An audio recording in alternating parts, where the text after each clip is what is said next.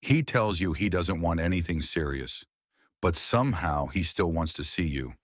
He texts you late at night, he wants to hang out, and he keeps you just close enough to feel special, but never close enough to feel secure. You start questioning everything. Is he confused? Am I reading too much into this? Should I just wait and see where this goes? Let me stop you right there. I've spent years studying the psychology of modern relationships, specifically why so many women get emotionally stuck in almost relationships with men who claim they're not ready, but still won't walk away. And I can tell you with absolute certainty, this isn't confusion, it's control. In this video, I'm going to show you the truth behind his behavior, the psychological trap most women fall into, and exactly how you win in this situation without begging, chasing, or losing yourself in the process. There's a reason you feel torn, and there's a way out. Let's talk about it. Part 1. Why he says he doesn't want anything serious, but doesn't let you go either. When a man tells you he doesn't want anything serious, believe him. But when he keeps showing up, texting you, spending time with you, acting jealous when you pull away, that's when things get confusing. Here's what most people don't understand. This isn't about love. It's about emotional convenience. Psychologically, many emotionally unavailable men crave connection, but fear commitment. They want the closeness, the attention, the warmth of having someone who cares, but without the responsibility of showing up fully. So what do? They keep you in a space of almost a relationship, almost a future, almost enough. And here's the dangerous part. This kind of man doesn't want to lose you, but he's not willing to choose you either, because in his mind, you've become a source of emotional reward, a hit of validation, comfort, even control. Every time he texts you and you respond, every time he disappears and you forgive him, he learns that he can have access to you without offering commitment to you. And that is not love. That is a power dynamic. But the moment you understand that, everything starts to change. Because now, you're no longer playing his game. You're starting to see the truth. Part 2. The trap most women fall into. Here's what usually happens next. And I say this with deep empathy because I've seen it more times than I can count. You start to lower your standards, just a little. You tell yourself, he's not ready, but he cares. You hold on to the moments when he's sweet or when he opens up just enough to give you hope. And slowly, almost without noticing, you begin to shrink. You stop asking for more because you don't want to scare him away. You become low maintenance. You become patient. You become understanding. But what's really happening is this. You're slipping into a psychological pattern called self-abandonment, a quiet, dangerous process where your needs become less important than your desire to keep someone close. And it's never loud.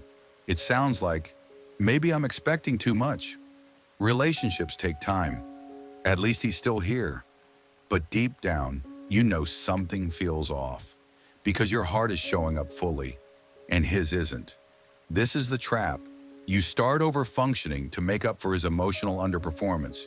You do the emotional work for both of you, and you hope that maybe, just maybe, one day he'll see your worth and finally choose you.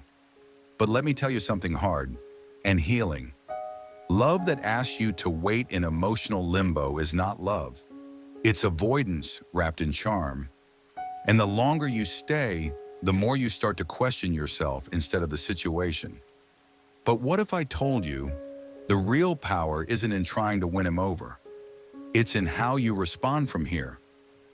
Part 3, how you win without chasing him. Let's get one thing clear. You don't win by proving your worth. You win by preserving it. Because the truth is, the moment you start chasing someone who's unsure about you, you automatically lower your perceived value in their mind. Not because you're not worthy, but because human psychology is wired to assign more value to what we have to earn. So here's how you win, and it's not by talking, begging, or giving ultimatums. It's by shifting your energy. You stop showing up consistently for someone who only shows up conveniently. You stop pouring your time, heart, and presence into a space that's emotionally one-sided. You don't punish him. You don't play games. You simply step back and let your absence speak. This is called strategic detachment, and psychologically it's powerful. Why? Because it disrupts the pattern he's gotten used to. The pattern where he gives little and you give a lot. When you interrupt that cycle, you trigger something called intermittent reinforcement withdrawal. He suddenly feels the loss of that emotional reward you once gave so freely, and now he has to make a choice. He either steps up or he steps out. But here's the secret. Either way, you win, because the goal isn't to force him to choose you. The goal is to create a life and energy that only welcomes people who already do. And that shift, that's when everything starts to change, not just in him, but in you. Part 4, the twist, what makes him see you differently. Here's the twist that no one talks about.